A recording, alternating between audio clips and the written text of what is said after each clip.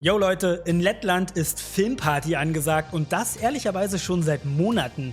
Und das alles nur wegen einer kleinen schwarzen Katze und tierischen Freunden, die zusammen eine Bootstour unfreiwillig ehrlicherweise übernehmen.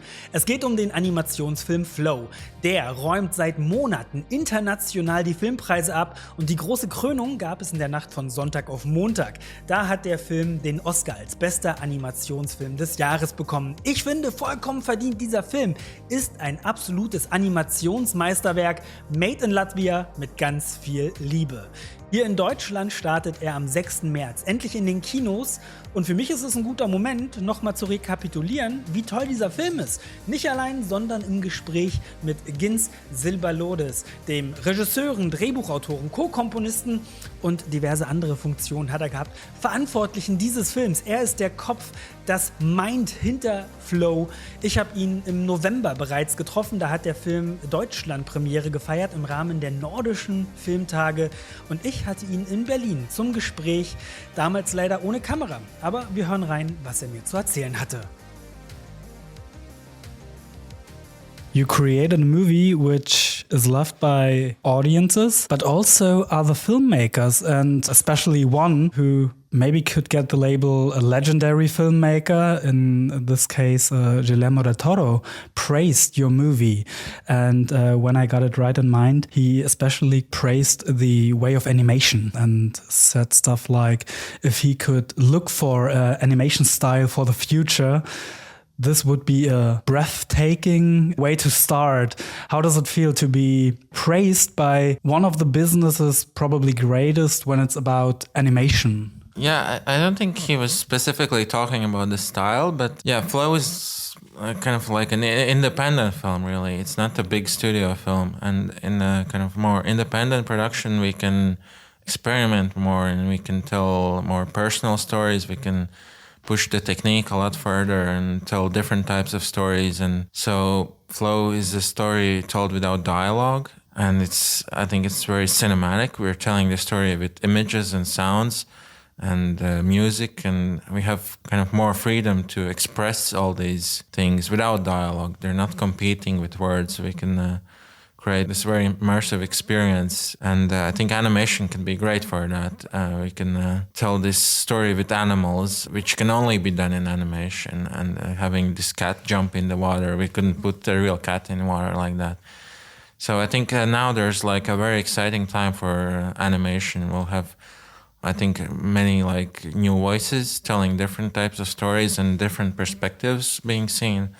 Because like most of these big studio films, they feel very similar. They've been made in this realistic style and mostly been done for like family audiences only. But I think we'll see different types of films, and I think animation can be done for animation and adults, and it can work for both of them. I think like Flow works for any kind of audience. Maybe also because there's no dialogue, it makes it more universal, and there's no like age restriction, and any kind of culture I think can understand it. You already said some specifics about the story. It's without dialogue because obviously we cannot understand the animals which are grouped together for this movie, for the story, for the adventure they will live through during Flow. How difficult is it to tell the story without words? Would it be easier if we also can hear them maybe talk? Yeah, I think for me it would be more difficult to tell a story with dialogue. All the films I've done don't have dialogue, and I feel more comfortable in this kind of technique. I think in terms of images first, and it also forces me to come up with more interesting ways of telling a story. I can't just have the characters explain their emotions and their ideas.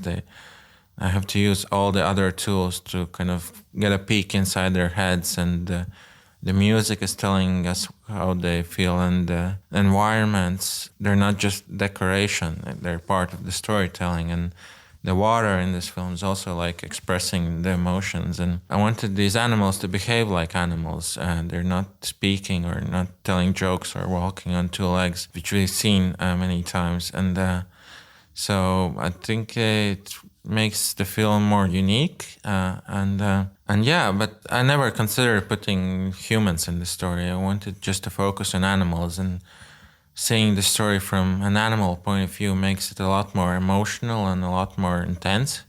It makes the world seem a lot bigger because we're this small cat.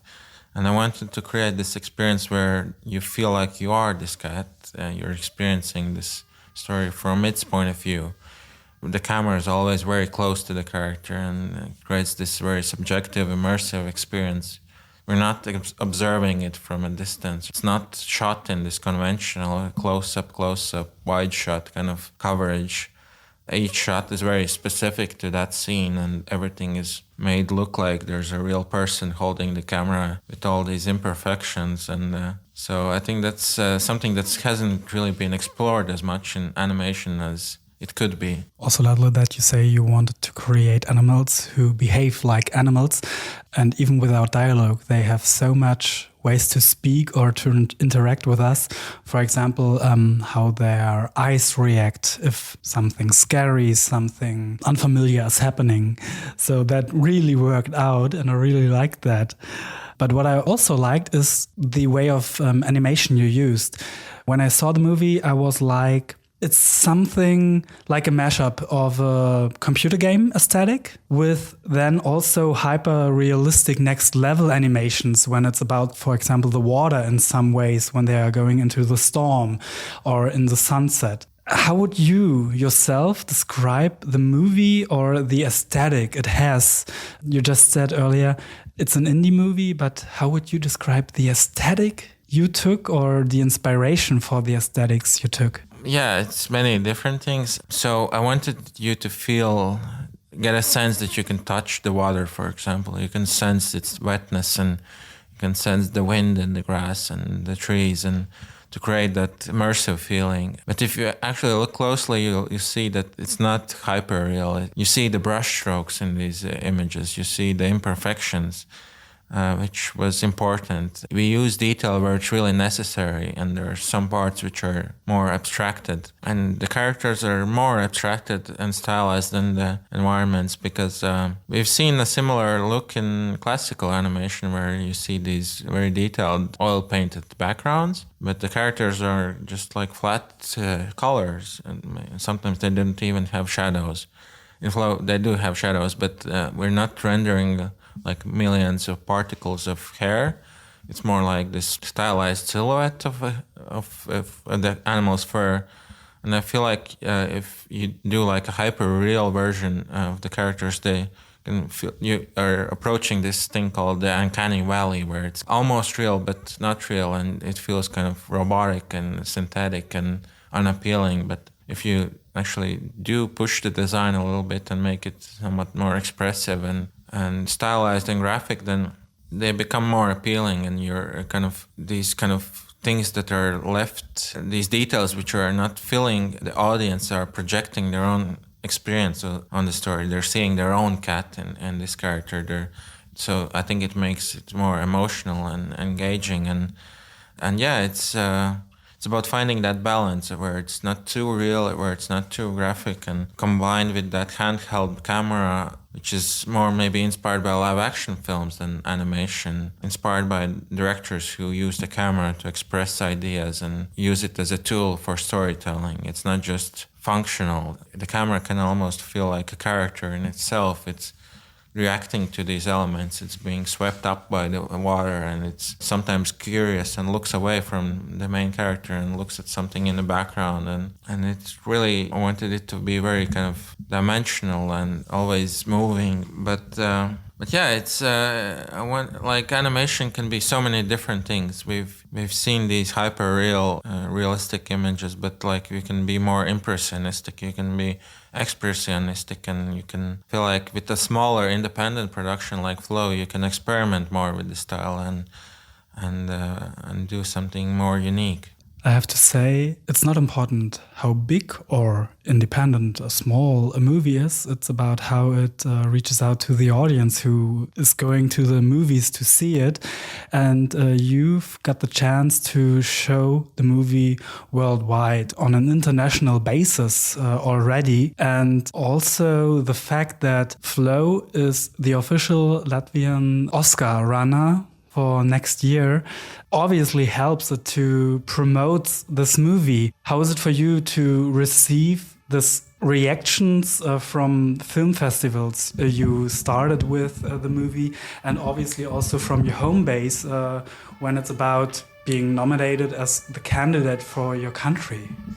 Yeah, we were so lucky and honored to start in a Cannes Film Festival, where in an uncertain regard competition, where it's extremely rare that animation is selected. So it felt really special, and it was a very emotional screening there. And like other films, there are really like serious, bleak dramas about like historical events, and we have this cat film about these animals and adventure. But I think it stood well with these films, and it's not the typical animated film. And we've had like ever since May, I've like non-stop been traveling, and I don't even know where I am. Every like few days I'm flying to the other side of the world, and I was just in Tokyo, and then I'm going back to the US, and it's really exciting that the film has really found its audience. And we released in Latvia already theatrically, and it's already the number 3 Latvian film of all time. It's a big success in cinemas, and also in France it's a big success. So I think maybe because it's animation, it can kind of have this like find an audience that maybe a live action film couldn't. It's more universal. It's not like restricted it's not just for kids or adults, or everyone can understand it. And so I think it's probably the most widely distributed Latvian film of all time worldwide as well. So that's like very exciting. But I'm kind of in the middle of the storm. I'm still kind of processing it all, and maybe only next year I'll understand what's happened. But yeah, and also it's the Latvian submission to the international category in Oscars. And this category used to be called the foreign language film. And we were not even sure if it would qualify because there's no language in the film. But luckily, I think it does qualify, and so yeah, it's hopefully like they give a chance to an animated film, and yeah, I'm just glad that like people are responding to the film, because it's a very personal story to me, and it just like